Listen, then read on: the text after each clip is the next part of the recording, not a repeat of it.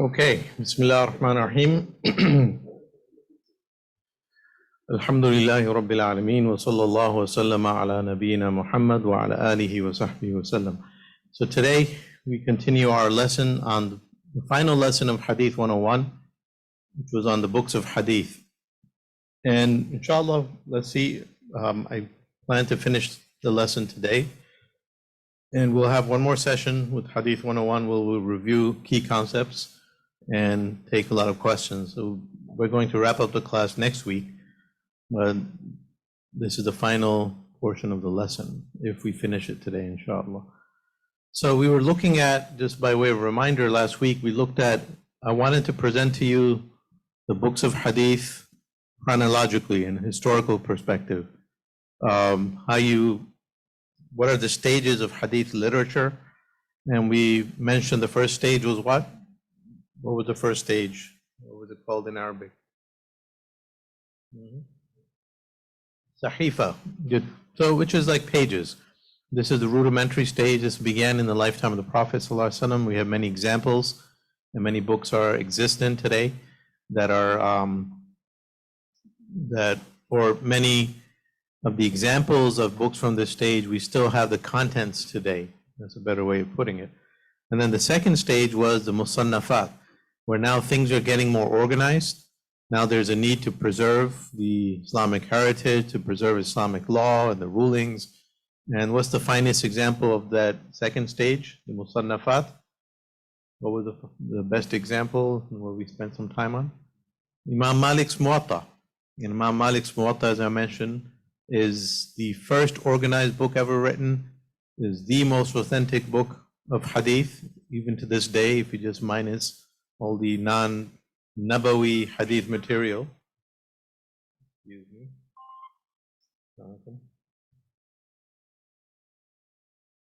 Yeah, just bring it into the classroom. I'm already teaching. So the Musannafat stage. Now the third stage we want to look at and will be the Musnad stage.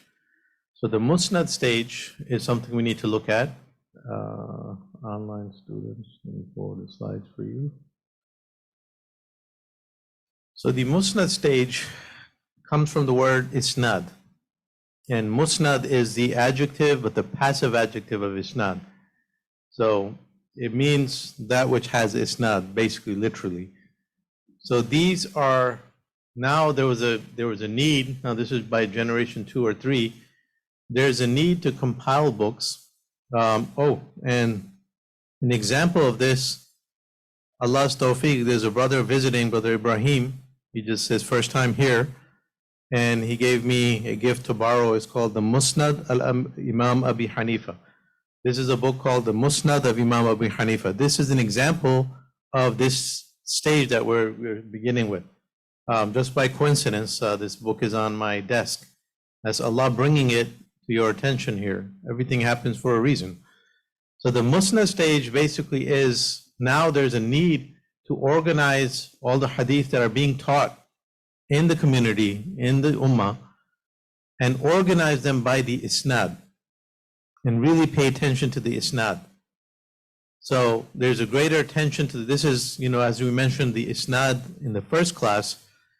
Isnad is the main tool of authentication of Islamic knowledge. And Isnad is the main tool that our early scholars like Muhammad ibn Sirin, Muhammad ibn al-Mubarak, they said al-Isnadu min ad-din. They recognized that Isnad was the most powerful tool at their disposal to sift through information to preserve the deen, to make sure what we're learning is authentic or not. So it was natural that the books of Hadith would be organized by an Isnad, or from the perspective of Isnad. And Imam Shafi'i was among those who called greater attention to textual sources of the Quran and Sunnah. So there were a lot of factors that were happening simultaneously in the stage. And so the Musnad as a book of Hadith refers to a compilation of Hadith by the companions, by the Isnad, i.e. the companions. Every Isnad ends with a companion, right? We have from you to your teacher, all the way to the companion. And the companion is narrating something about the Prophet sallallahu alaihi wasallam. So, you know, so the Musnad books of literature are the Musnad works that are organized by companions. So what does that practically mean? It means all the hadith of Abu Huraira in one portion, all the hadith of Aisha, all the hadith of Jabir ibn Abdullah, all the hadith of various companions. So now, in order to refer to some hadith, now you can organize them. Now you can say, well, I'm looking for the hadith of Abu Bakr or the hadith of Jabir. Then you will open this book and look it up by companion. Because the reason they did that today is it's hard for us to do it because we don't look at hadith from the perspective of companions. We look at hadith from other perspectives because of later developments we'll look at. But in this stage, the source of there were only one or two generations from the companion, right? In this stage, you had two links to the companions. The teacher was narrating from a tabi'i, from another tabi'i, from a companion. So you had two or three names to a companion, sometimes one name to a companion, one intermediary. So they began to organize their books like this. And so these were the first organized large compilations of hadith. And the best example is the Musnad of Imam Ahmad ibn Hanbal, rahimahullah. Imam Ahmad died in the year 241. So he's one generation. He was among the colleagues of Imam al-Bukhari. He was among the teachers of Imam Bukhari. He's roughly a generation before. They died more or less in the same time period, but he represents the generation above Imam al-Bukhari. So he was a great individual, hadith scholar that who compiled. So his work was twofold. He did work in fiqh and he did work in hadith. So he's misunderstood among the four imams. He's one of the four imams of the legal schools: Abu Hanifa, Imam Shafi'i, Imam Malik, and Imam Ahmad. But he also was a hadith expert and hadith scholar. He did a lot of work on hadith. And among his contributions, he compiled this Musnad, which is, to this date, this is the largest book of hadith we have in our tradition. The largest book of hadith in our tradition is the Musnad of Imam Ahmad. It contains about 40,000 hadith. So 40,000 hadith. What do we say about the Muwatta? How many hadith? Did I mention the number? Don't remember offhand. What is the prophetic hadith? Probably a little more than that, no? Sahih al-Bukhari, how many hadith? Just, I'm going to look at that, but just if everyone knows offhand, how many hadith are in Bukhari? Just so you have some perspective. Well, let me give you an easy one. Let's wake you up. How many hadith in the 40 hadith collection of Imam Nawawi? Okay, 42. All right. So 42. All right. Okay. Imam al-Bukhari, rough number? Good. 9,000 is a good number. That's a number I memorized. But it depends on how you count because a lot of the hadith are repeated. If you eliminate the repetition, the number can come down to like 3,000 or so, 2,000 to 3,000. But total number of hadith, about 9,000, 8,000 to 9,000. So the Musnad of Imam Ahmad, 40,000, that's huge. Imam Bukhari's book is huge. That's among the larger works. You know, when you read smaller books, we read 40 hadith of Imam Nawawi. We read Riyadh al-Salihin, which is like 200 to 300 hadith. And Imam al-Bukhari, looking at thousands. Imam Musnad of Imam Ahmad, 40,000 hadith. And he selected them from over 750,000, almost 1 million hadith he had memorized. And from among those that he compiled from around the world, he selected 40,000 to include in his Musnad. Let me see if I have some facts here. So it's the largest book of hadith in existence today. Just leave it right here. I'll put it on during the break. So it's the largest book of hadith in our existence today. It is also, it contains hadith from 700 different companions. 700 different companions. So Imam Ahmad compiled the book in his lifetime, but he never completed it. And he left behind when he passed a rough copy of the book. And he had two sons, but one of his sons, Abdullah, is the one who really put the book together in its final form. And he also discovered many hadith that he began to add that were in the libraries of his father, that he began to add into it. So the final form of this book was, it's attributed to his son, Abdullah. So it contains the Musnad. How is it organized? So it's not organized by chapters like the book of wudu, book of this, or book by topics. It's organized by companions. So the first book in the Musnad of Imam Ahmad is the Musnad of the 10 people promised paradise. So he begins with the 10 companions that were promised paradise. Among them, he begins with Abu Bakr, and then he begins with others. Then he begins, the next chapter is the Musnad of Ahlul Bayt, all the family of the Prophet, the hadith that belonged to the companions who were from his family. Then he has the Musnad of Ibn Mas'ud. Then number 4, Ibn Umar. Then the Musnad Abdullah ibn Amr ibn al-As. Then Abbas and his children. Then Ibn Abbas. Then he has Abu Huraira as number 8. So just, this is the way he organized his book. So to find a hadith, you have to know, is this the hadith of Abu Huraira or which companion? And then you would open up that the Musnad of Imam Ahmad and search it by companion, go to the chapter, and eventually you would find it. So his concern really was to gather as many hadith as possible and follow them. So in this Musnad, you have to understand every book that's compiled, you have to understand what the author was doing and what their purpose was. When we don't do that, then we misunderstand books, we read them wrong, and sometimes we come up with wrong opinions. So it's very, very important. So you can't read every book just like you're reading Sahih al-Bukhari. So don't expect what you expect with Imam Bukhari, but what he did with the Sahih, don't look for that in the other books because they were doing something different. So Imam Ahmad's Musnad was more a compilation. He wanted to gather as many hadith as possible, and he wasn't as concerned with authenticity. So he didn't include in that book hadith that he thought were, fabricated or inauthentic. But his purpose in compiling this was not to give you the most authentic hadith. So just keep that in mind. That was not his priority. So anyway, the Musnad Imam Ahmad. What are other Musnad works? Okay. Yeah, so you have a few other Musnad works. So they're early. That's the only one that really survived. So we have here that the book that I referenced, Musnad Abi Hanifa. So this is a book that contains the Musnad of Abu Hanifa supposedly contains all the hadith that Abu Hanifa acted upon and taught in his circles. So this is a compilation of all the hadith with isnad to Abu Hanifa. However, you need to realize this was not a book compiled by Abu Hanifa. This is a book that was compiled by his students much later, and they back projected to Abu Hanifa from all his teachings.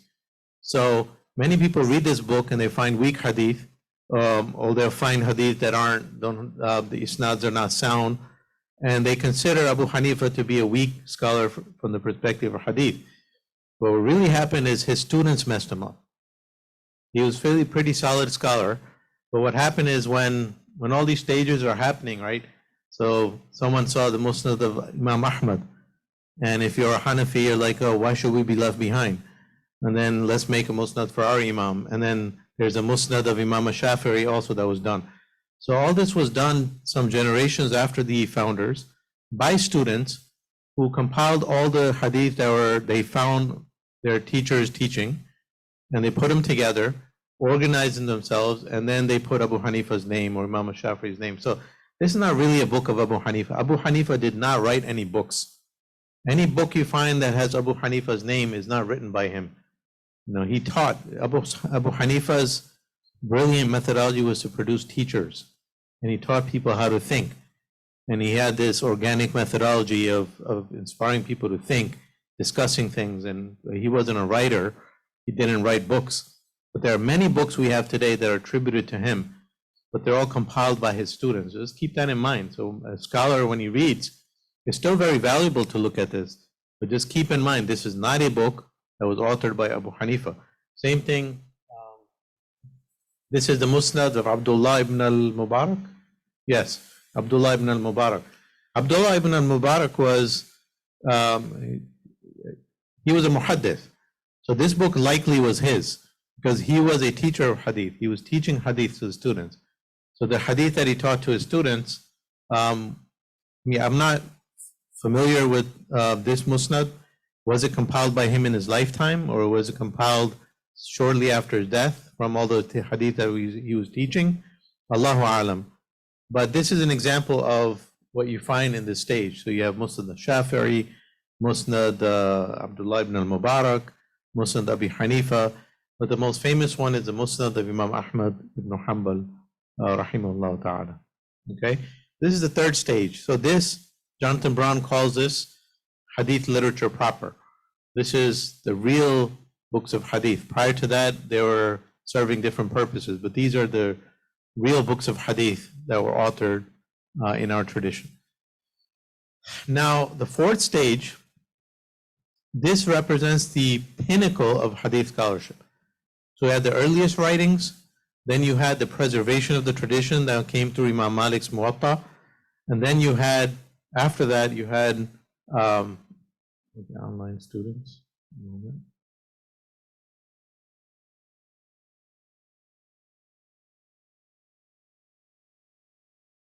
So what happened now in this stage represents the period, roughly the period that Imam al-Bukhari, Imam Muslim, Tirmidhi, Abu Dawood, An-Nasa'i, Ibn Majah, all these great scholars lived. So all the books of hadith that we use today, they were authored in this time period. This is an incredible time period. This is the pinnacle, the peak of hadith literature. So this is a time period we need to understand and focus on. So here, what's happening is, so Imam al-Bukhari and Imam Muslim, they spearheaded a movement. And their concern, so I mentioned in the Sira conference at MCMC, I spoke about Imam al-Bukhari over an hour or so. And I mentioned that, by this stage, right, this is the fourth stage. Now what's happening is Islam is spreading all over the world. All these new Muslims are coming in from different traditions. And a lot of people coming in with agendas into the deen. They're inventing things. They're making things up. There's so much mass confusion. And a lot of people are inventing hadith and just doing things and saying the Prophet said this and just making things up. So there was a need to preserve the ummah, the community, from all this false information. So, it's really people who rise to the occasion. They're chosen by Allah. So Imam al-Bukhari had a dream. I mentioned that there was a dream that stuck with him for the rest of his life. He said that he saw one day that he was standing or walking behind the Messenger of Allah sallallahu alaihi wasallam with a fan, and he was warding off flies from the Prophet sallallahu alaihi wasallam. They didn't see his face, he was behind him. And he kept thinking about that dream, what it meant. And one day he was sitting in the class of his teacher, Ishaq ibn Rahawayh. And his teacher said, if only one of you were to preserve the authentic sunnah of the Prophet sallallahu alaihi wasallam. So he's learning hadith from his teacher, and this is, by this time, hadith is really solidified. There hadith being taught all over the world, in Mecca, in Medina, in Central Asia. So there are great hadith scholars and hadith experts everywhere teaching and traveling for hadith. This is the era where there was great travel being done for the sake of hadith. So Imam al-Bukhari felt that his contribution would be to preserve the most authentic, undeniable evidences of the deen. So that's really what he did. So he started this Sahih movement, okay? So in this movement, you had three types of books that were compiled in this era. So Sahih refers to a compilation of only the strongest hadith, hadith that can be classified as Sahih. In Hadith 102, we're going to look at what Sahih means. So Imam al-Bukhari and Imam Muslim followed him what they did is they compiled in their books only authentic narrations. No one did that before. Before they were teaching everything. That's not to say that prior to the Sahih books, scholars were just not scrutinizing information. They were. But when they compiled their books, their purpose was just to show evidences that were used by the community, or the hadith that they learned from their teachers, for instance. That's what they wanted to preserve. But they weren't really looking at it from the perspective of authenticity. But Imam al-Bukhari, he didn't just look at it from the perspective of preserving Sahih hadith. He wanted to preserve as-sahhu sahih, those things that were undeniable. Even like there are many Sahih hadith that he didn't include in his Sahih, in his al-Jami' or Sahih. So he wanted to preserve the most authentic evidences. You can say like the cream of the crop, the most select hadith, the hadith that were undisputable. And that's primarily what he did. And then other scholars followed him in that. And then the other types of books in this era were the Sunan works. Sunan works are those that are topically compiled of hadith related to ahkam, and the Jami' are more comprehensive. So these are three terms. They're interchangeable. So some books have all three components. Some books have predominantly one component. But I just want you to learn from here what the Sunan means. Sunan as a book means a book that preserves the Sunnah. So it will teach you how to pray, it will teach you how to make wudu, it will teach you the rules of transactions, it will teach you, the rules of fiqh. And it will be organized according to fiqh. And then Sahih would be a book that's primarily only Sahih. And Jami' is basically a Sunan, but much more comprehensive. Okay? And I'll show you. So Al-Jami' is basically a scholar would take a Sunan work, would add additional topics. So Al-Jami' was a term used by scholars for the more comprehensive of these collections. And this slide shows you what a Jami' book is.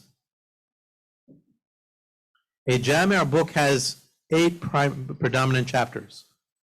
So a Jami' book of hadith is a book that was organized according to 8 chapters or 8 topics. Number 1, Al-Iman wal-Ilm, which is a chapter having to do with Iman, Aqidah, knowledge, and things like that. That's not really ahkam. So a book of Sunan, a book of fiqh would not have this chapter. It would not have chapter on theology. It might, but usually it does not. It wouldn't have the hadith of Jibreel, like what is Iman, what is Islam, what is, Ihsan. So a Jami' book would add this chapter at the forefront. And then second chapter would be Ahkam. It would be all the different legal rulings. Ahkam al-wudu, Ahkam al-salah, Ahkam al-nikah, rules pertaining to marriage, rules pertaining to jihad, and so on and so forth. And then a sayr. A sayr is rules of international relations, or jihad was often attached to this chapter. That's the third chapter. So they looked at the treaties between people, hadith having to do with that, how one community deals with another, maybe the rules of excommunication from the millah. So that would be a third chapter. And then a fourth chapter would be adab. Adab are manners and etiquette.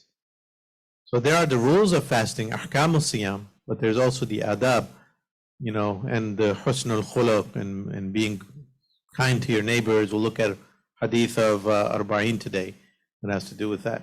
So these are some of the additional topics that are in a Jami' collection. Then you have a chapter devoted to tafsir. Number 5 would be tafsir. What are the things that the Prophet ﷺ said about different chapters or different verses of the Quran? And then often there's a chapter on al-fitan, which is trials and tribulations.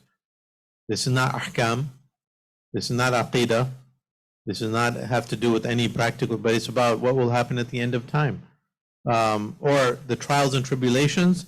And then Ashratu Sa'ah would be additional chapter about the signs of the Day of Judgment.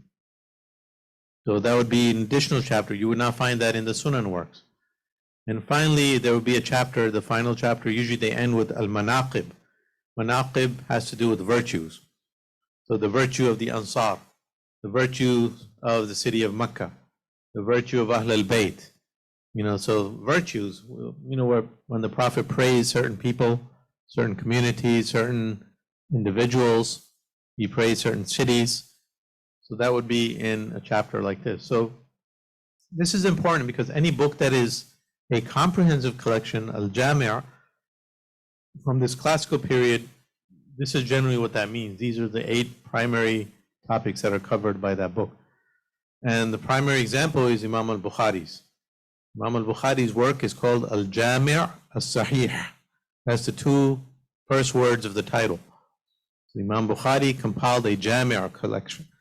He wanted to compile a collection that was comprehensive, that was very, very highly highly authentic.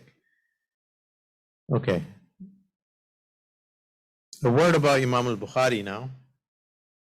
The Sahih of Imam al-Bukhari, the full name is Al-Jami' al-Musnad al-Sahih al-Mukhtasar min umuri Rasulillahi sallallahu alayhi wa sallam wa sunanihi wa ayyamihi. Reason the title is important because this title will tell you what the book is about. So, and we're going to have, inshallah, next semester, Introduction to Sahih al-Bukhari, and we'll look at these things in more detail. But in this Hadith 101, just highlight some of the words. Al-Jami', I told you what a Jami' is. Al-Musnad, what is Musnad? We talked about that was the previous stage. Hadith organized by Isnad. So, Al-Musnad would mean all the Hadith in this book have Isnad. So Imam al-Bukhari does not put any Hadith without referencing them with the full Isnad in his primary corpus. As-Sahih means highly authentic. Al-Mukhtasar means, what does Al-Mukhtasar mean? Abridgment, right. So Al-Mukhtasar is an abridgment, okay. And from Umuri Rasulillah, from the affairs of the Messenger of Allah, wa sunanihi, and his sunnahs, wa ayyamihi, and his life, his days. So this is teaching you that he wants to include information not just from the sunnah, what the Prophet taught, his sunnahs, but also all his affairs, also his days, yani his life, his seerah. So this is much more comprehensive than just a sunnah work that's interested in teaching you how to pray, make wudu, and all the ahkam. So the title is teaching you many things. It's telling you that, the vision of Imam al-Bukhari was much more comprehensive, and he had a different idea in mind compared to his other books. Just quickly about Sahih al-Bukhari. You also have Sahih of Imam Muslim. But Sahih al-Bukhari, Imam Bukhari compiled it over 16 years through extensive travel and research around the world from over 1,000 teachers and from a total of 600,000 hadith that he managed to memorize and gather from around the world. So from 1,000 teachers, from almost 1 million hadith, and over 2 decades of travel, he painstakingly went through all these hadith and he selected one by one. And we know from his biography, for every hadith he selected, he made istikhara. Allah Azza wa Jal, he made wudu, he prayed 2 nafils, prayer, 2 units of prayer, before he was settled and he was confident that this belonged in his Sahih. So in the final analysis, he has 9,082 hadith in his Sahih. And if you eliminate the repetition, some of them are repeated, like the Hadith al-Niyah, repeated 6 or 7 times. Without repetition, it would be 2,602, according to one estimate. So there are different ways of counting, but you will have different results. So these numbers are taken from Ibn Hajar. So 9,082 total, 2,602 without repetitions. They're arranged in 106 books. Each book is called Kitab, something Kitabul Iman, Kitabul Ilm. And there are 3,450 chapters. Each chapter is titled Bab.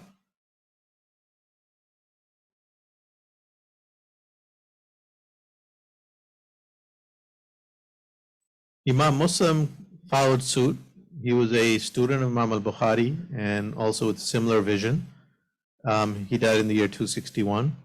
So he was a little younger than Bukhari, and he compiled the Sahih of Imam Muslim. This is, it contains about 10,000, so it's similar size, 10,000 hadith, 3,030 without repetitions.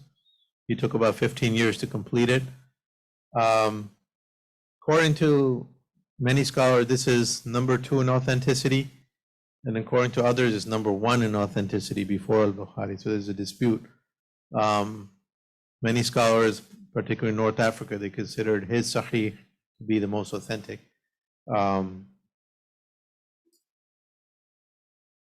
So some terminology is in order. When you say Shaykhan or Shaykhan or Shaykhain, what does that mean, the two sheikhs?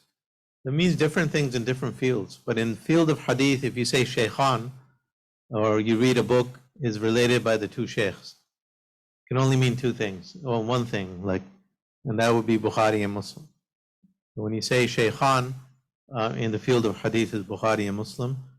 When you say Sahihain, Sahihain means the two Sahih collections. And that refers to the books of Bukhari and Muslim. When you say Muttafaqun alayh, means agreed upon. Often you'll find a hadith in books, they'll say Muttafaqun alayh. It means it's agreed upon. Agreed upon by who? It means Bukhari and Muslim. So this is the esteem that Imam Bukhari's work, Imam Muslim's work has in the Ummah. They really are considered the most authentic books. They're pretty much undisputed. Everyone accepts them, and whole terminology developed around these two works. Okay.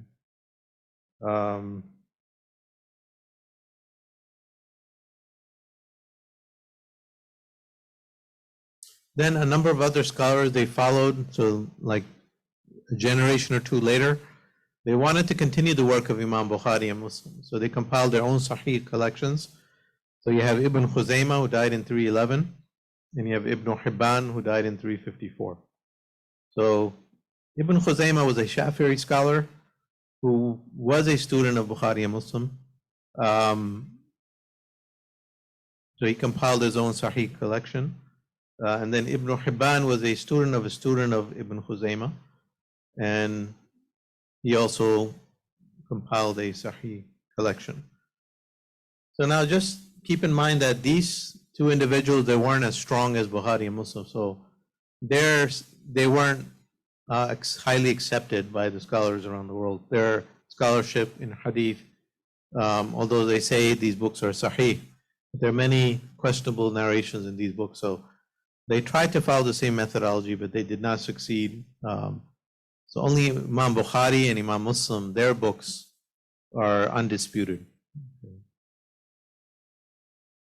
Yes.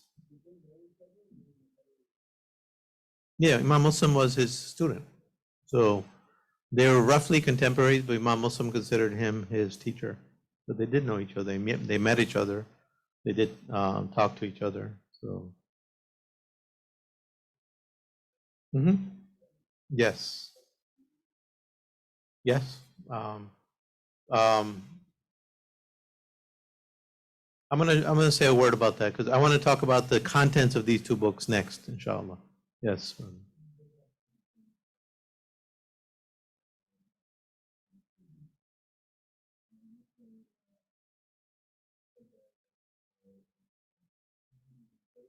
3,030 without repetition. So if you eliminate repetitions, 3,030. Okay.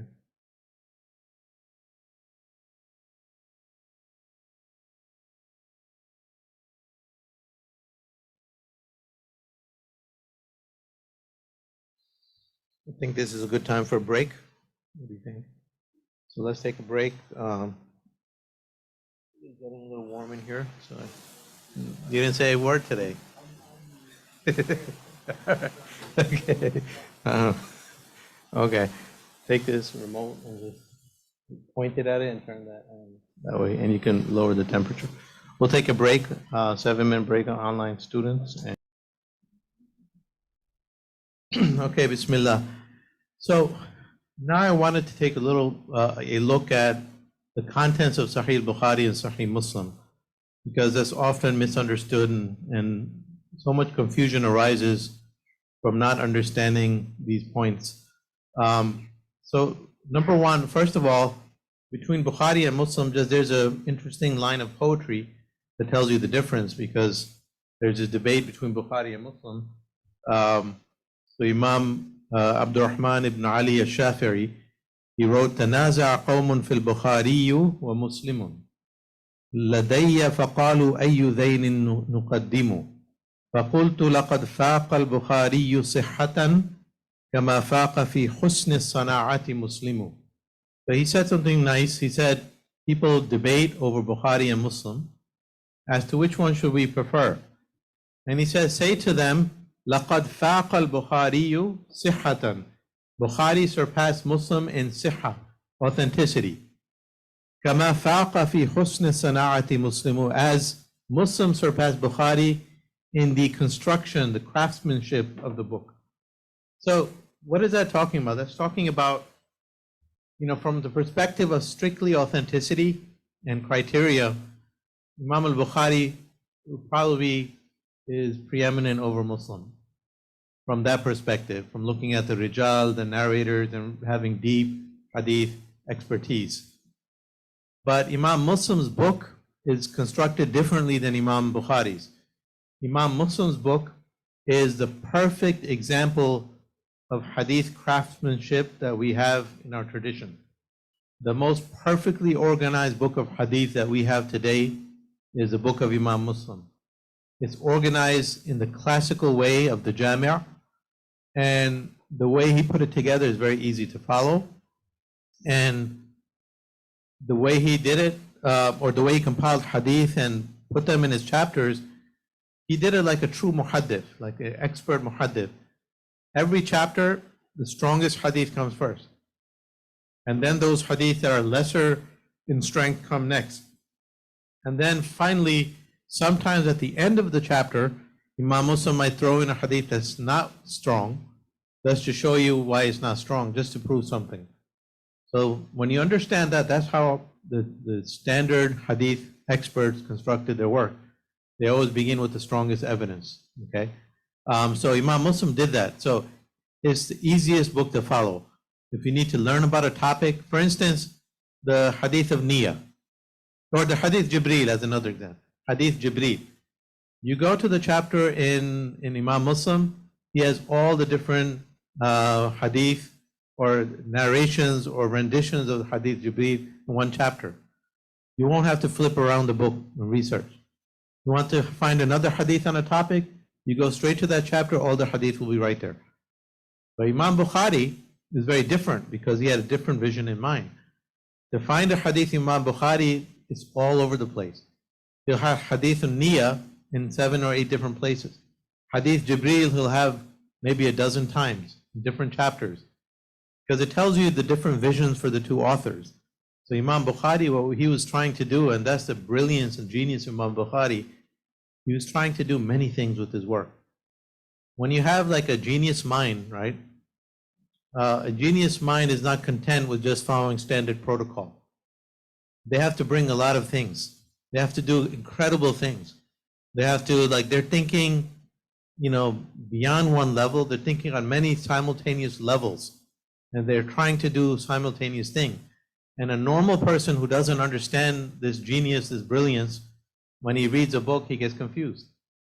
It's kind of like the Quran, right? Some non-Muslims whose hearts are closed, they look at the Quran and they'll write, well, it doesn't make sense. So it's rambling, it's confused. It's not like the chapters are not like they don't follow any logical sequence, because they're looking at it from a different perspective. They have a lazy mind. So if you're a lazier student, Imam Muslim Sahih is for you. If you're brilliant, you're looking for deep stuff, you're looking for insight, the tafaqquh, you're looking for things that'll make you say, wow, then Sahih al-Bukhari is for you. And there are many examples. I think the seminar on Sahih al-Bukhari, I think we've done it before. Plan to continue that next semester, inshallah. You'll look at some of the things in what Imam Bukhari did and you'll say, wow. It's incredible. It's not a normal human mind cannot do stuff like that. So just to give you a snapshot into what Sahih Bukhari is, this is a chart constructed from our classes with Sheikh Akram, and it gives you a good perspective into the content of Sahih Bukhari. So this is something very important. So people say all the time it's in Bukhari, and the reality is it's not. But when you open the book, it's there at some point, but you don't understand the structure of Sahih Bukhari, it creates confusion. Okay? So you have to understand Imam al-Bukhari has a primary corpus. The primary corpus is called usul. That's the main body of the work. When he says that he compiled the strongest evidences, the strongest hadith, this is what he means. It's the main body, the usul of the book. But then at the same time, so the contents of the primary corpus is the highest tier sahih, as-sahh as-sahih, without a doubt. But then he adds supporting material. So there's a secondary corpus, supporting material. In today's world, when we write a book, if you want to put supporting material, where would you add it in a book? If you write a book or you read a book written by somebody, secondary material, where do you find that in the book? Footnotes. Footnotes or endnotes. A lot of these academic books, they have endnotes. So each footnote or endnote has like, sometimes it's a paragraph or 2-3 pages. So sometimes when you look at all the materials together, it's many, many pages, even bigger than the chapter itself. So what is the purpose of that? The purpose of that is this is supporting material. This is not the primary material. You have to kind of distinguish between that. So Imam al-Bukhari has supporting material. And so in that supporting material, he'll share additional information. He'll share some of his own statements. He'll share statements of Umar, statements from others, but because he's trying to teach you something, he's trying to accomplish something. But this is supporting material. So in those times, we didn't have this concept of footnotes and endnotes. So what did he do? He put it in the chapter headings primarily. So on the bottom of the screen here, let me use the pen.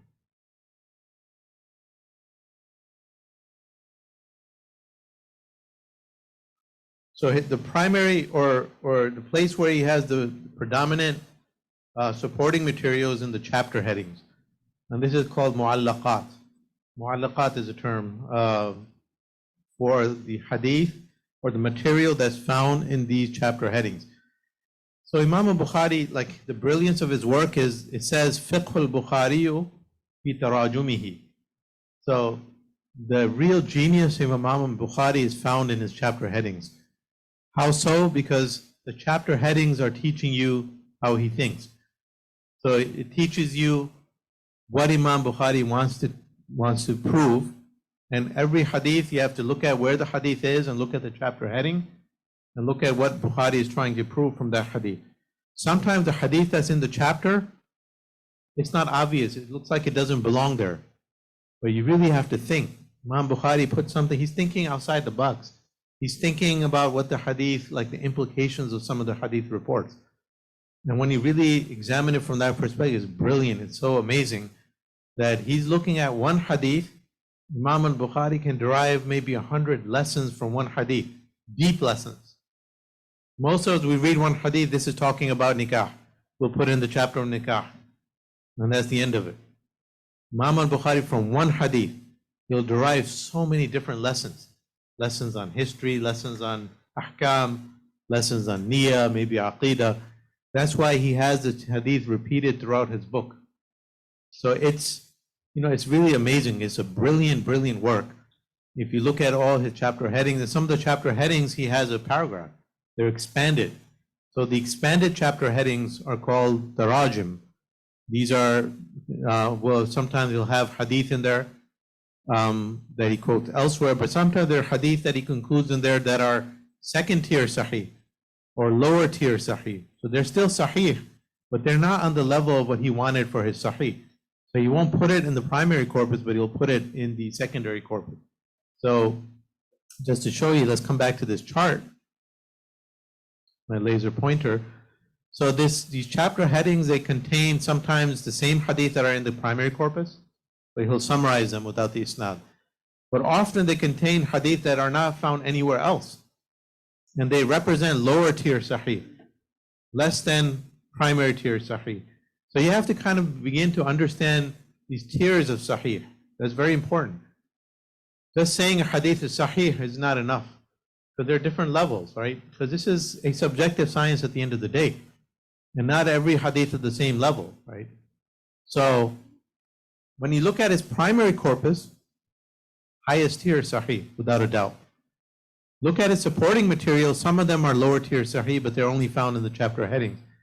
And sometimes you'll put a supporting hadith after a primary hadith. So you'll find the supporting material within the chapter, but at the end, but it's kind of clear and obvious that and there's clues that you'll find, like the language that he uses, it'll show you that this is not primary material, but secondary material. So the problem here is, this is the result of a brilliant genius mind. Today in our age, we want introductions to everything. We want footnotes. We want color codes. We want lines to tell you what's primary and secondary, because we're lazy. But today when we write, contemporary books, they have very clear chapters, clearly demarcated footnotes and endnotes, and sometimes, there are color codes that we use. But in those times, people were much smarter. They knew what they were doing. So this book wasn't written for the average person. It was written for scholars. It was written for people of deep insight. So he produced this work. In order to benefit from this work, you really have to understand his methodology and his construction of the Sahih.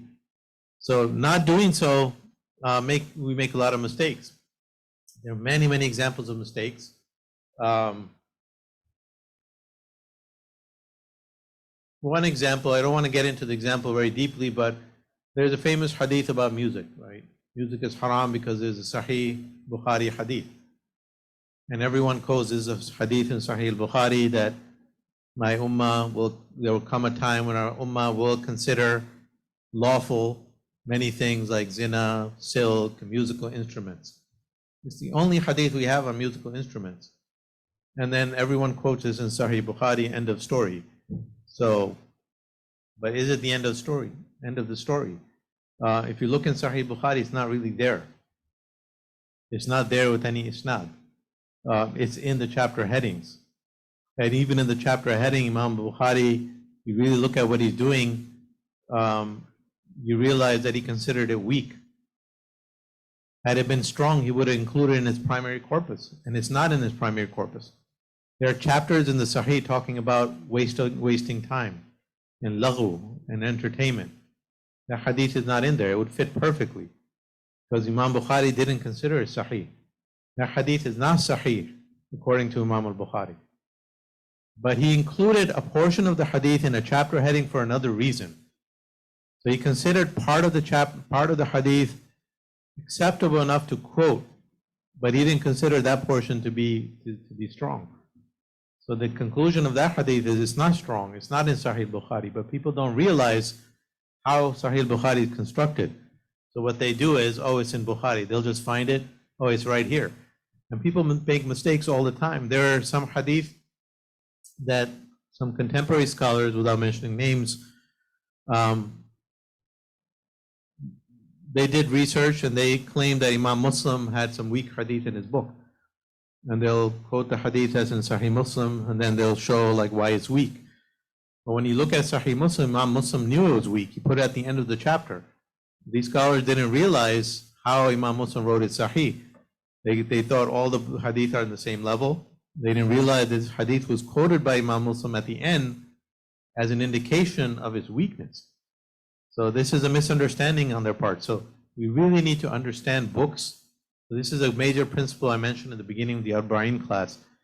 As serious students, you need to understand and read books in the voices of the authors, not in your voices, not in the way you understand. You have to understand what the author is trying to say and what he meant by those words. Don't bring your meanings to the books that you read. This is what Sahih means, and in this book it says Sahih. But maybe that author meant something different, or Hasan, or something like that. Yes, questions?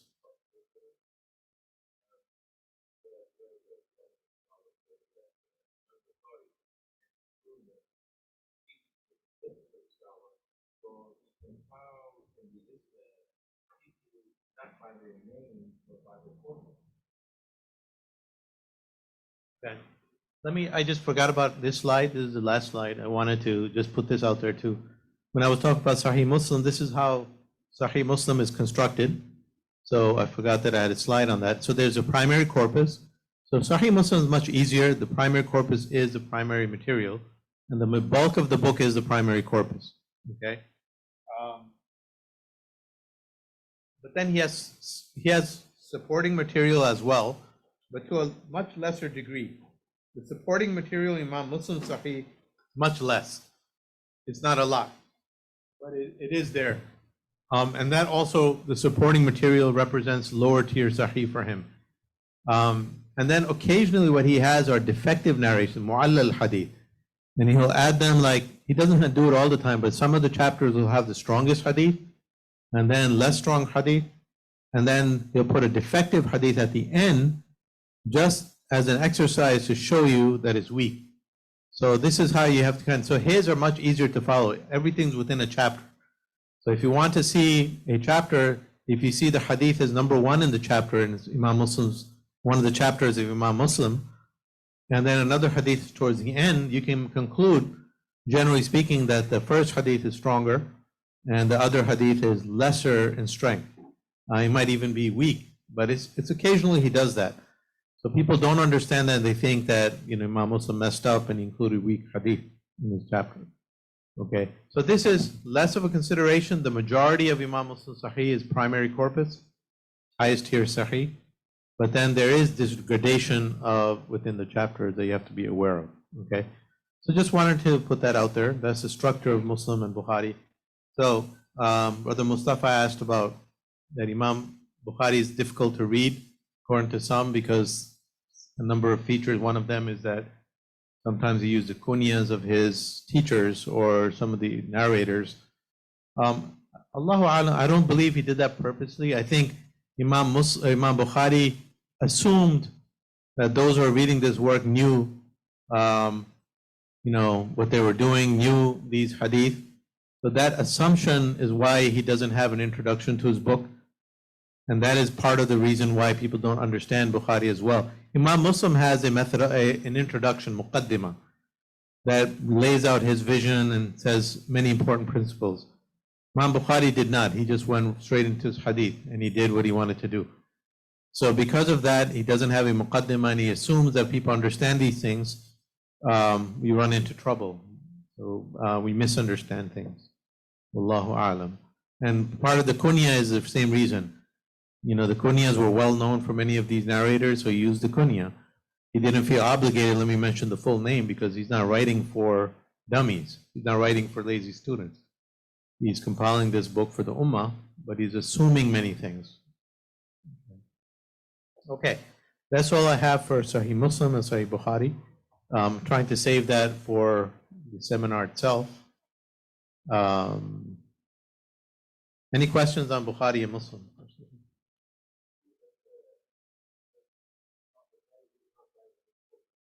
No, he did not write a muqaddimah.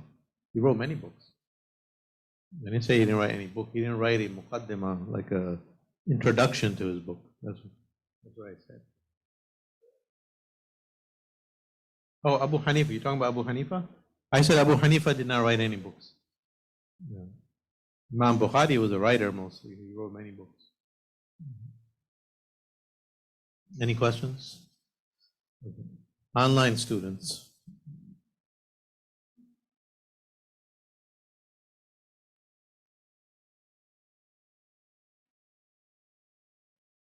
Yes, sir, God.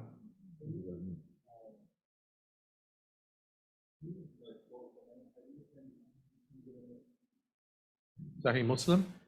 Generally, you can because it's rare. Those things are rare. So you don't have to you can just do it blindly, you'll be okay, but occasionally you might make a mistake. So it's not that huge. But in Bukhari, the chapter headings are a huge part of the work. So the chapter heading, sometimes the chapter heading is huge and there's one hadith, one short hadith, but the chapter heading is huge with a lot of information. And sometimes there's a chapter heading, there's no hadith. It's an empty chapter. So that's why for Bukhari you have to be a little more careful. But the books you have printed now, I'll bring a copy of Bukhari for the Bukhari seminar. It's kind of now they make it obvious. They make it bold-faced or highlighted, or they'll write it slightly differently. So the way they're printed now is easier to follow. But the older editions, it's just like one continuous text.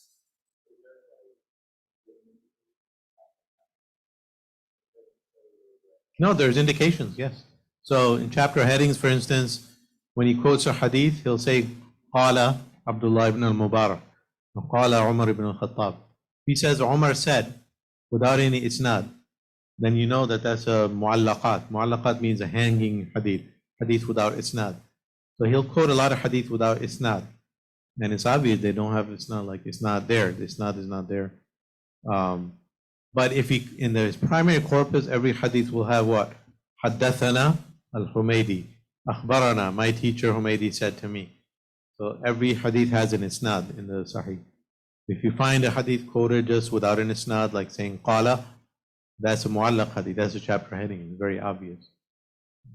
So there are many indications in the language that, so qala is the most prominent one. When the Imam Bukhari says qala, in general you don't say he said in hadith. Qala is a weak way of saying, quoting a hadith. Qala means he said, and you're not linking to yourself. You have to say akhbarana, haddathana, amba'ana, or this teacher related to me, or sami'tu, I heard this teacher say. We just said this teacher said.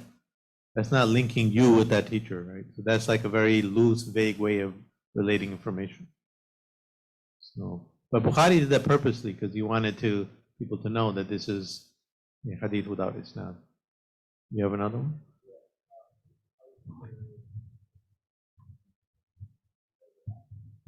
With the Atba' Tabi'in?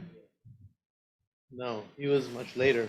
So the shortest hadith in Bukhari, how many links? We count the intermediaries to the Prophet. The shortest in Bukhari are hadith called Thulathiyat.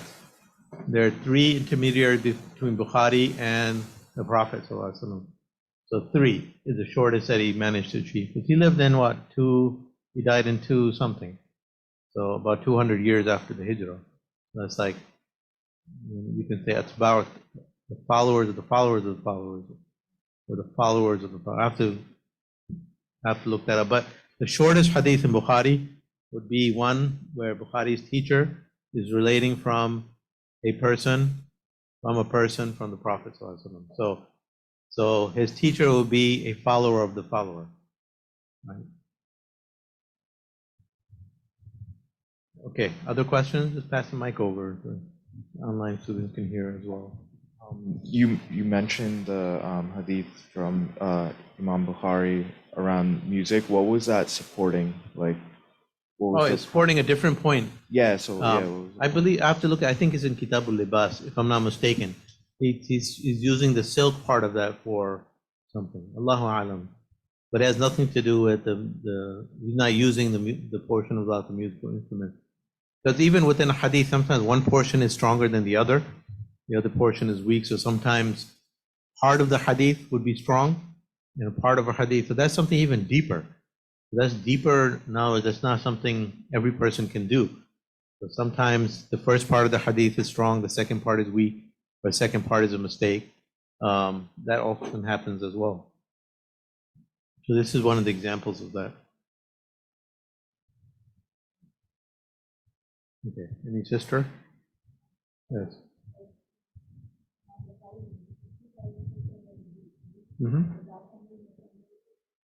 Yeah, we're talking about crying. The mu'allaqat, the hadith that are in the chapter heading, I think are about 1,000 in the month. Does he mention the other hadith?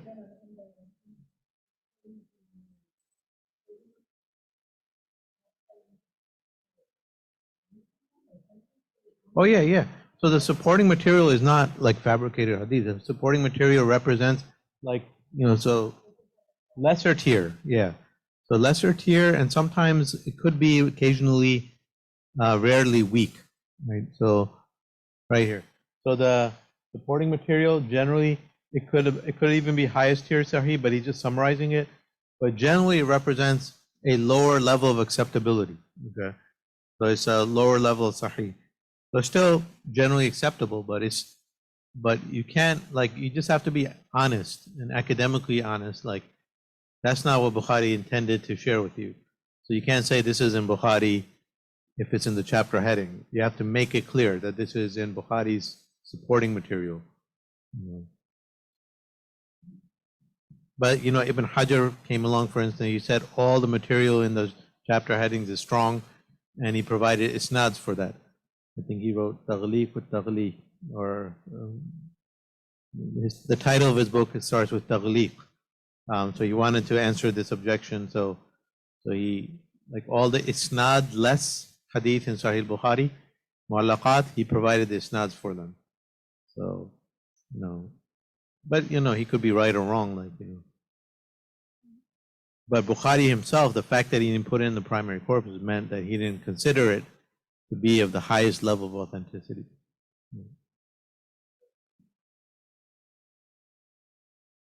Oh, it was alcohol? Okay.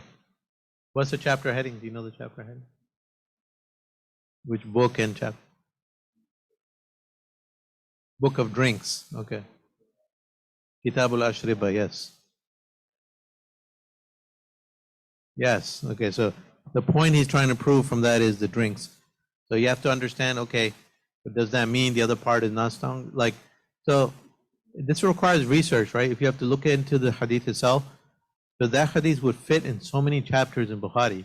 He refuses to share them there. And in Bukhari's methodology, if a hadith fits somewhere, he'll repeat it again and again.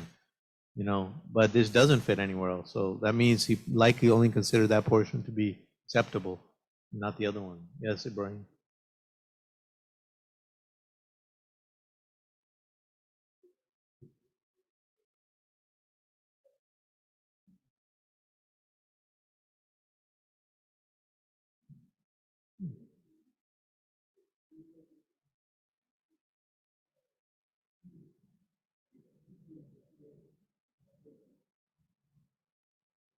Yeah, I mean, so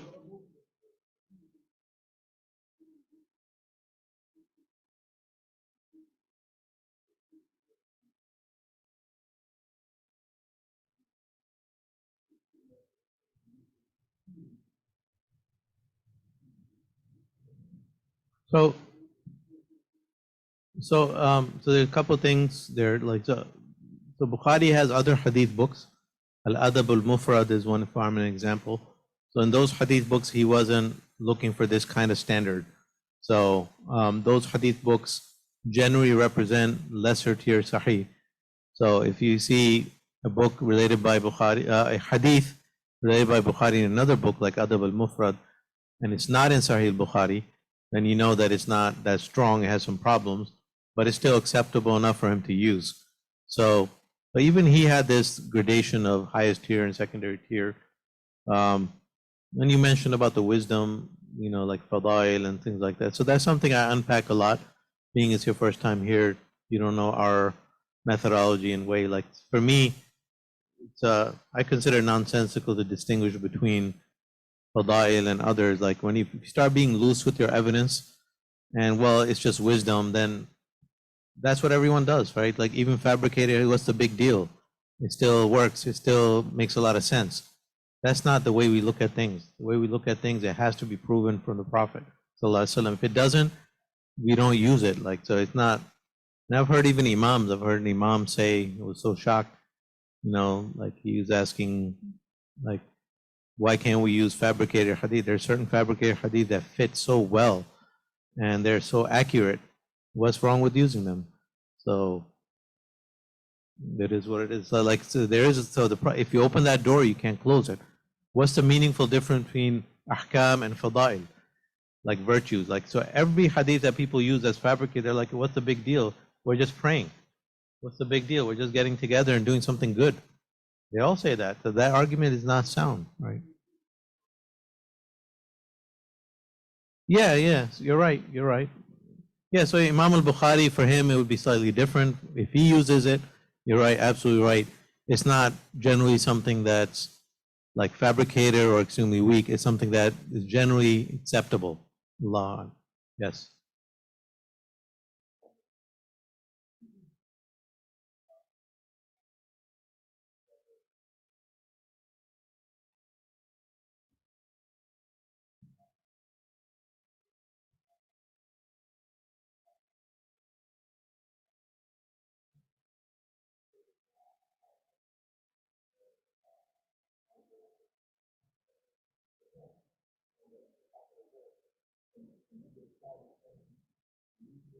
I would, yeah. So I mean, Hadith 102, we're really going to try to bring the whole topic together. We're going to look at the idea of weak Hadith, fabricated Hadith, and so you have to understand what weak Hadith are. Weak Hadith are what they represent, most of them, or many of them. They don't represent like, evil information that was made up by individuals with agendas. Let me destroy Islam. Let me make this hadith up and put it in the books. That's not what weak hadith is.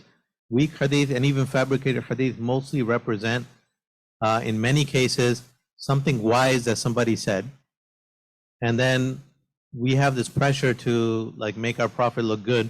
So we want our prophet to say it so much that somewhere along the line, someone mistakenly adds the prophet's name. There's an isnad going to Omar, for instance, and Omar said something.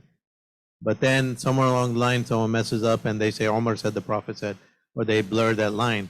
So it's mistakenly attributed to the prophet. And a lot of them are good wisdoms, and a lot of them are statements of fuqaha. Basically, all the legal hadith. There's a hadith talking about fiqh in the language of fuqaha. Like there are 4 sunnahs for this prayer, or there are, numbers in fiqh. Like that generally is a faqih talking, and it was mistakenly added to the Prophet. So information generally is not wrong, but the thing is, like, we have to be consistent. Like if we allow that, well, it's still wisdom, then what's the point of sifting through information? Remember we mentioned one of the strongest hadith on record is whoever attributes to me something I did not say, guaranteed seat in the hellfire. So for us, it's not about the wisdom. It's about saying that the Prophet says something that he did not. That's such a serious thing. That's how all the ummahs went. That's why Christianity failed and Judaism failed. They didn't preserve their information. They put so much in their books, attributing it to God and to their prophets. We do the same thing, then we're following the same error. That's why it's so serious. So don't look at the content. Oh, what's the big deal? It sounds good, but it is a big deal for us because we're preserving the deen. And it was a big deal for Imam al-Bukhari. Allah. Okay, let's move on. So the Ashab al-Sunan, I'm going to do this really quickly just to complete the topic, although it's already 8:25. The Sunan, Ashab al-Sunan, when we say that, we mean 4 people. Imam al-Tirmidhi, Imam Abu Dawud, the Sunan of Ibn Majah, and the Sunan of Nasa'i. So these 4 authors, they're roughly contemporaries. They authored the Sunan works, which were both basically legal works of hadith, organized topically. So Imam Tirmidhi, for instance, he compiled his Sunan. It's also a Jami' collection, so there's an overlap. Contains 3,950 hadith. 3,950 hadith. And they're all hadith of fiqh, relating to fiqh, legal hadith. So you won't have Kitab al-Tafsir, for instance, or something like that. Imam Abu Dawud, his collection has 5,274 legal hadith. 5,274.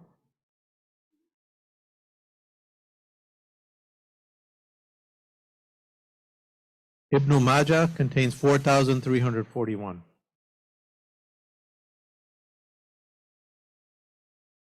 4,341. And the Sunan of Nasa'i, 5,000 legal hadith. And all of these are compiled really easy to follow. They're the easiest books to read, even more than Imam Muslim's, because you can look up Kitab al-Salah, Kitab al-Eid, Bab al-Eid, or Bab al-Jum'ah, or Kitab al-Jum'ah. It's easy to find the information. 5,000, exactly 5,000. Nasa'i was a student of Bukhari. Tirmidhi was a student of Bukhari.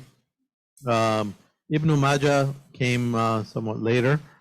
And also Nasa'i came much later. But Nasa'i was another student of Bukhari.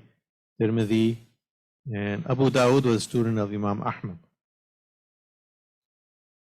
So they're all living roughly in the same era. And Imam Tirmidhi was, among these, the strongest is Imam Tirmidhi's, because he was a real student of Imam Bukhari. So he often refers to Imam Bukhari's opinions. So there are a lot of material from Imam Bukhari quoted in Imam Tirmidhi's work. Okay. Imam Tirmidhi's work is very comprehensive. It's a book of fiqh and a book of hadith, because he has all the, so his purpose in compiling the book is to compile all the hadith used by jurists, fuqaha, even if they're not strong. But he'll mention in there, he has post hadith comments where he'll mention that this is strong, this is not strong. And he'll mention even opinions of Imam Bukhari on the particular hadith. In that sense, it's very, very useful. You have the Sunan of Darimi, that's another book, but it wasn't that popular, but also it belongs to this same genre. Okay. Now, yeah.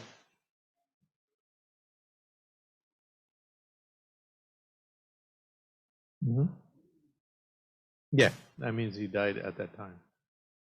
So, yeah.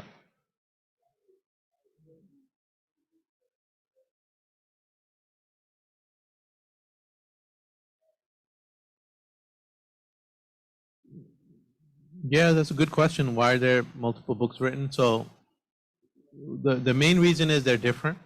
Main reason, everyone's trying to do something different, basically. So Imam Tirmidhi wrote his book with a totally different purpose than Imam Bukhari. And Bukhari and Muslim also slightly different purpose. Imam Muslim wanted to preserve in the style and the craftsmanship, the perfect structure of a hadith book, of the strongest evidence. Imam Bukhari wanted to do that, plus add on to that brilliant insight into life, and like just teaching you many more things going beyond that. And Imam Tirmidhi wanted to preserve all the hadith that are used by the fuqaha. So all the hadith that are existing, that are used by the fuqaha, whether they're weak or strong, he wanted to preserve them, but then mention what, about their grading. And then the others, Nasa'i, Ibn Majah, they wanted to preserve, they had a different, slightly different objective in mind for their books. So everyone had slightly different objectives, but then a lot of them overlap. And the reason why is, why do you have so many different masajid in every city, right? Why do you make Masjid Wali Abdul Qadir Bhai when you had another masjid down the block? Right? We had MCMC, but you guys made Masjid Wali and doing the same thing, inviting the same speakers, doing the same Jummah, same khatibs. And then that's not, that was the only masjid in Edison, but then you'll have a masjid across the street from another one. And then you'll have the same classes being taught everywhere, Arabic here, Tajweed there. So the same people are doing the same thing. That's just the nature of human beings. Everyone wants to do the same thing. That's another answer to. No, they're all from the same area. Well, yeah, they're from different cities, but they're all from Persia or Greater Khurasan. They were all like from the Persianate part of the Muslim world. And they're all like from one particular area. But like today, they're in different countries. Like if you look at their cities today, they would be in Uzbekistan, Tajikistan, Iran, Afghanistan, and Kazakhstan, I believe. So these are the countries today where they're from. So they're roughly the same area, but they're like in different cities. They're doing different things. Yeah.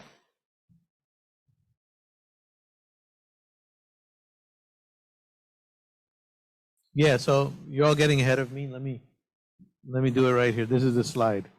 So when we say the 6 books, Al-Kutub al-Sitta, it's also known as Usul al-Sitta. And then some people call them As-Sihah al-Sitta. That's not a right terminology. This last terminology is incorrect because these 6 books, it's not all Sahih, right? So you have Bukhari, you have Muslim, you have Tirmidhi, and Nasa'i, Abu Dawud, and Ibn Majah. So eventually, why do you have the 6 books? Basically, scholars kept referring to these books until, you have this need to canonize things, to preserve things, codify things. So someone came up with the 5 books, someone came up with the 4 books, started referring to that. Eventually, the 6 books became very popular, and these were the names that were referred to when so most of the scholars in the Sunni world, they settled on these 6 books. And then there were 3 other books, and that make up 9. The other books would be the Muwatta of Imam Malik, the Musnad of Imam Ahmad, and the Sunan of Ad-Darimi. You add these, now you've come up with 9. These are the 9 major books of hadith that are referred to by the Ummah over the last 1,000 years. And the 6 have a special status. And among the 6, each one has its own features. But so Ibn Majah, the Sunan of Ibn Majah is the weakest of the 6. So these are little points that are important that help you as students. Just Bukhari and Muslim are the strongest, and try to be aware of the way they construct their books. Then Tirmidhi, Nasai, Abu Dawud are meant to be all the ahkam hadith, the legal hadith. Many of them are strong, but not all of them. And Sunan Ibn Majah is pretty weak. There are a lot of hadith in there that are fabricated, and there are hadith in there that are extremely weak. So among the 6, Ibn Majah is weak. So just keep that as a guide. Like if you see a hadith quoted by Ibn Majah, and it's not quoted by others, then there's a red flag for you. So no,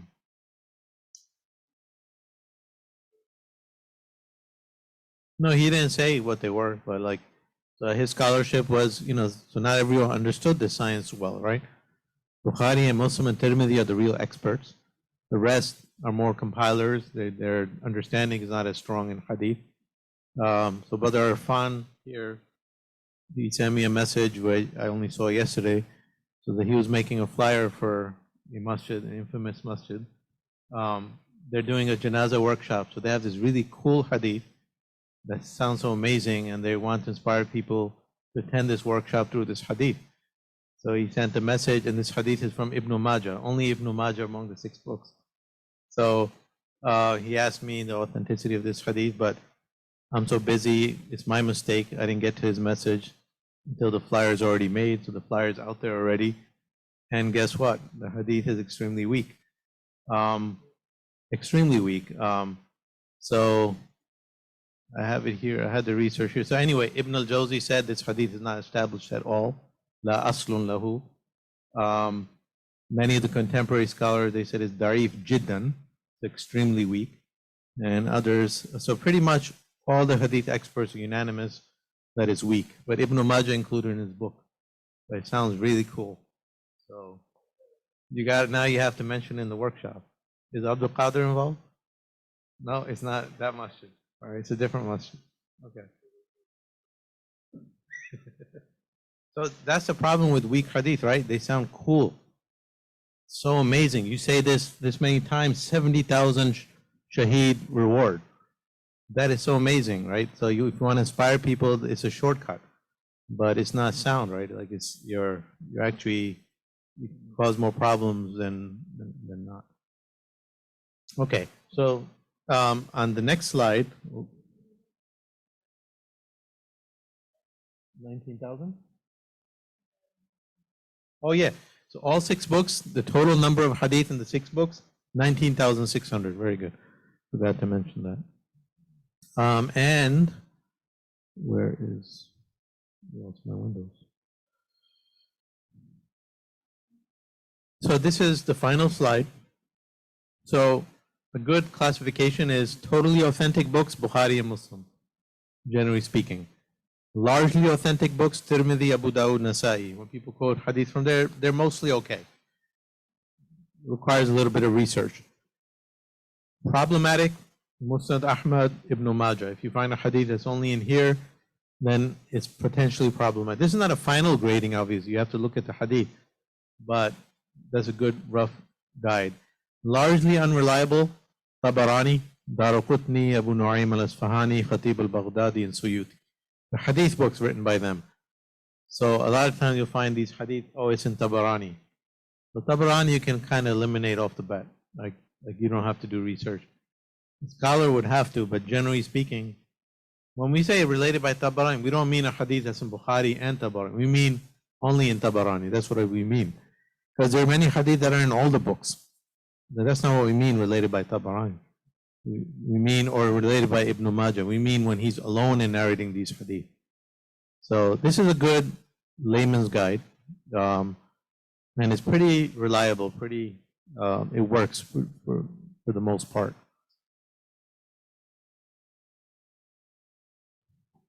Yes.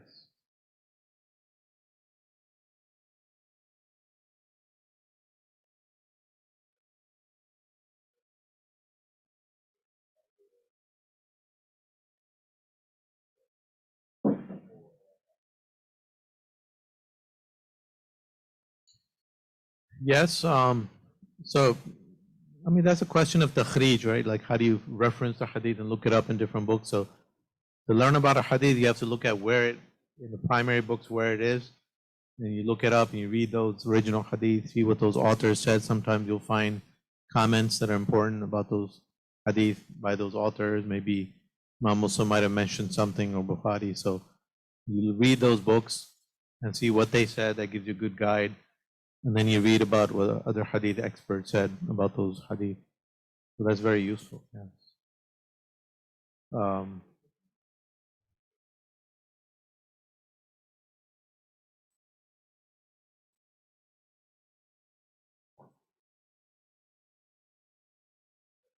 In his what? Which one? Jamia? Ibn Hajar? What Jamia does he have?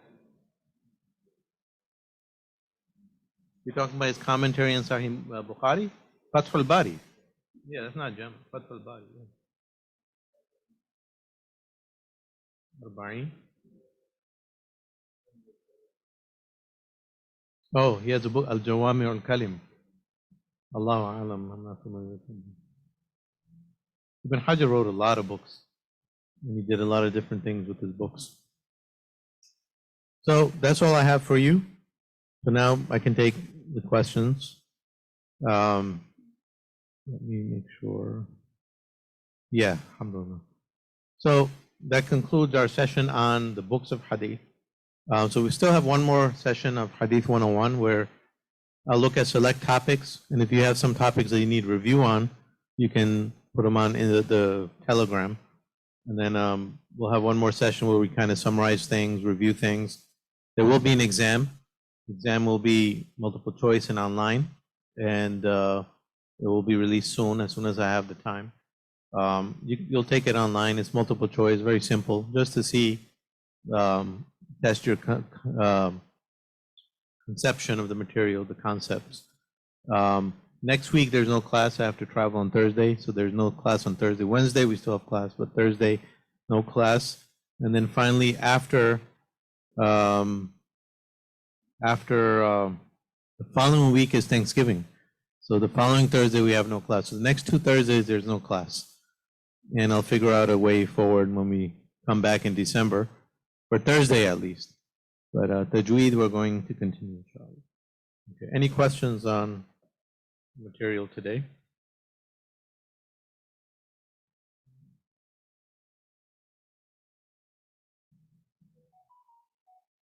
Yes, inshallah. Inshallah.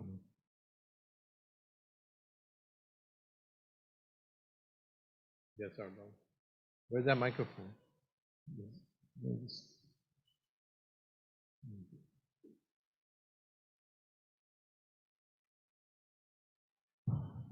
What about like modern authentication of a hadith? Like when you read a hadith that says it's been authenticated by Al-Albani, for example, what's your view on those? And also I saw like compilations of like a Tirmidhi, like Sahih al-Tirmidhi and the like.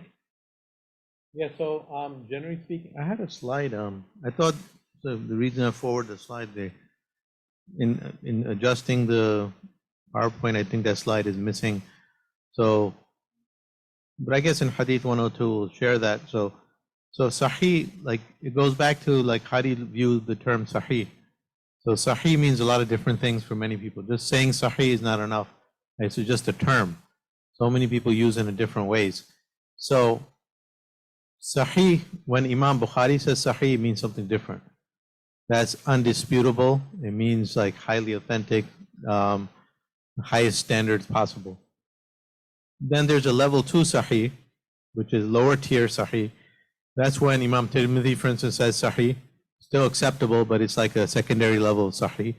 Or when Imam Bukhari relates the book, the hadith in his other books, that's you can say lowercase Sahih, or secondary tier Sahih.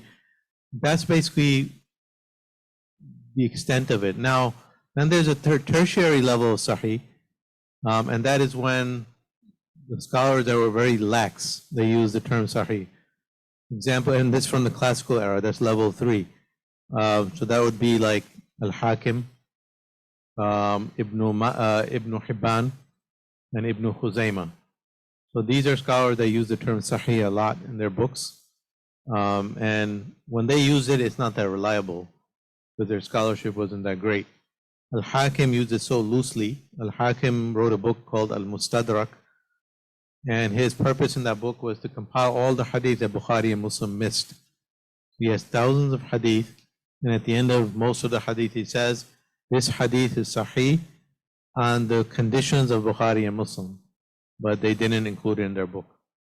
So that's what he says about all the hadith. And so, but the truth is that he was so lax, most of the hadith are so weak in there, and he did not understand Bukhari or Muslim and their methodology, and he used the term very loosely. So if you see authenticated by Al-Hakim, like Sahih according to Hakim, just put a question mark there. The hadith that I referenced about the world on the ox, remember in the Sirah conference, this crazy hadith that Allah created the earth, and He created a whale, and He put the earth on the back of the whale, and there's another version. The earth, the planet rests upon the horns of an ox, and the ox is standing upon a rock, the rock is upon a body of water. Every time the ox moves, there's an earthquake. And then Allah created mountains to make the earth heavier so the ox wouldn't move its head. That's Hadith and Hakim, and he says it's Sahih on the conditions of Bukhari and Muslim. It's a totally outlandish, fabricated Hadith, but that tells you the standards of Hakim. So Hakim, take it very, like with a grain of salt. In fact, assume that anything that Hakim says is Sahih is not. That's how bad it is. That's the tertiary level of Sahih. And then for Shaykh Akram and many contemporary scholars, they say there's a level below that, and that level is when contemporary scholars today deem a hadith sahih. So they don't trust them because they make so many mistakes. It's very difficult to reinvent the wheel and look at the scholarship and really analyze things. So a lot of the contemporary scholars, when they say sahih, you have to take it with a grain of salt. So a lot of times they're not understanding even the structure of Sahih Bukhari and Sahih Muslim. They're not understanding. So there's a greater realization in hadith scholarship today of the value and the depth of the mutaqaddimin, the early hadith experts, like Bukhari, Muslim, Yahya ibn Ma'in, Imam Ahmad. So we didn't understand them. Like the contemporary scholars generally don't understand them very deeply. And for them, it's just a list of names. All the names are strong, therefore the hadith is strong. But it's much more complex than that. You have to look at, maybe all the names are strong, but something still makes the hadith, a mistake or weak. It could be like in the example we gave you that, the student, all the names are strong. The student sitting in the class of Sufyan ibn Uyayna, and he's just writing hadith. He's writing whatever he's saying. But there was a commotion in the audience, and the teacher shifted gears, and he said some other words, scolding one of the students. And this student included that in the hadith. And today it's still quoted today by people. And that's the hadith where in Tirmidhi, today if you practice 90% of your faith, you will be destroyed. But time will come if you only practice 10% of your faith, you will be saved. Something like that. So the meaning is also not strong. So that's a mistake. So it's much more complex. So and people don't have that level of scholarship that the early scholars had, and they don't realize what they did. We're just beginning to realize that. A lot of interest in Sahih Bukhari today. People are studying, people are spending their lifetime studying his book, and they're learning new things every day. The problem is Bukhari didn't spell all these things out because he assumed you would know. So, the contemporary scholars take them with a grain of salt. Like they say Sahih. If you want to be safe, stick with the early scholars. Bukhari and Muslim, you'll be safe. And the early experts, when they say Sahih, stick with that. You can use all this information as a guide, but don't rely on it. Don't be exclusively stuck with any person. And you mentioned one name. There are many names from different camps. We're not singling out just that particular individual. He was a great scholar, rahimahullah. We use his books. We learn a lot from him. He revived the concept of Sahih Hadith, and the body of work he did was overall positive. But his Hadith scholarship was questioned by many people, and there are some mistakes that he made with sincere intentions. Allahu A'lam. We still have Arba'in, guys. Okay. All right. All right. So let's conclude here. Subhanakallahumma wa bihamdik nashhadu an la ilaha illa anta nastaghfiruka wa natubu ilayk. Let me close out this room for the online students and open up the other room. Let's take a 10-minute break. Yeah, so 9 o'clock. Let's resume at 9 o'clock, inshallah. If anyone needs to